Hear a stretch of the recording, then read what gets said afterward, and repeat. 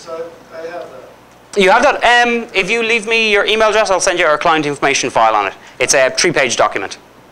We have actually, it's on our website. Straight to our website, we've got it there you can download. Okay. So that's something we do as well.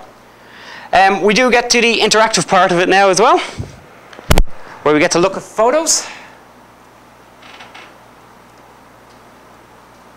That's our entire setup there. How much is that whole set? You don't want to know. Several $1,000s, unfortunately.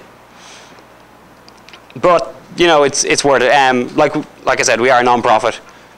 We are loss-making, but we do help people, and that is what the PRABI is all about. We are out there to help people, so it is worth it in the end. So what we're going to have now is audio and image analysis.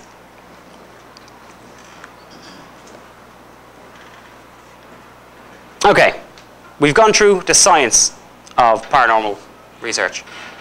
So now we have all the data, we've all the shiny little graphs, we've all this raw, unprocessed data. What do we do with it? Do we just say, oh, that's great, we've got that, and walk off? Of course not, we go through analysis. We're going to go through images, which kind of encompasses video as well in a way, and we're going to go through audio. And I actually have some pretty good audio files on the laptop, if I can find them for you. Okay, everyone here I'm sure has used a camera at some stage, whether it be a mobile phone camera or a professional digital SLR. The concepts are all the same. It's all a refraction of the light rays against the CCD or the film, and that's how it creates the image. You've got lens flare, which can be mistaken for a ghost. You can kind of see it along there, jumping out. Orbs. Tell us about orbs. What are they? Does anyone know?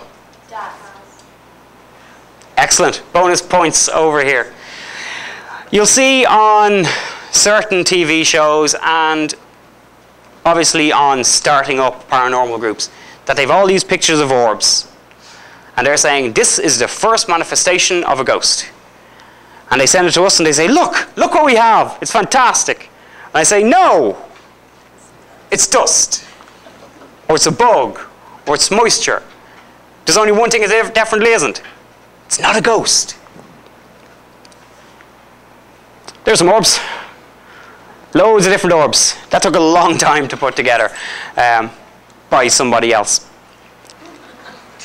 in Ireland that I've stolen from, so you can't stop me. People say, oh, but it's colored. It's got to be a ghost. No, that's a droplet of water coming down. These are different luminescences of ghosts. Some people say, oh, you can see a face in it. We'll go into matrixing in a minute. And they said, oh, but it's got a weird shape and it flew around a room. It was an insect. It was one of these. These are insects. These are dust. I see we don't put much stock in orbs at all in the PRAB. But that's just because we've been doing it a while, and I got excited over my first orb photo. Now I'm embarrassed. Okay, we're going to go through image analysis. Image analysis has 6 phases. Look at the whole picture first. What's going on in there? Okay? What is the anomaly? Is it matrixing? Don't worry, we'll go into that. Big long word for something very simple. What settings were used to make the photo? Can it be replicated? And are there any clues in the photo as to what it might be? So, step 1. You look at the whole photo. Say it's a picture of me up here and some translucent figure behind me with an axe. You kind of think, what's going on there? It's Nate, and he's angry. Because he's on camera duty today. No. So you want to see, you know, would the room be dusty? Is there anything in the room that could have created this shadow? Is there a light source in the room that could be floating like across me, causing a strange flare? That sort of thing. Look at the whole picture. Don't just center in on the anomaly. When you get a ghost photo, you think, wow, look at that, it's fantastic, and you don't take everything in. So you don't take in what could have made the photo and what makes it paranormal or what makes it not paranormal. Step 2, what's the anomaly? Is it a man standing there with an axe behind me? Is it a non-human shape? Does it look like a dog? Does it look like a bunny rabbit? Is it solid? Is it translucent? Does it appear to be moving? Are there movement trails on it? All things you want to look at on the anomaly. Can anything natural have caused it? Can someone else in the room have caused it? Is it matrixing? Matrixing is something a lot of people haven't heard of, but do every day. What's the most common thing you see every day? People. People. And of people, the most common part you see on them is? Faces, exactly. Who here hasn't sat back and looked at the clouds and seen a bunny rabbit, seen the moon, seen a fish, something like that? That's matrixing. What you're doing is you're getting an everyday object, you're seeing a random barrage of water vapor, obviously, in clouds, but you're seeing a random barrage of information, and you see something in it. Your brain is trying to make sense of it. Same with orbs and dust photos like that. You see a shape in it, and it's pretty much random.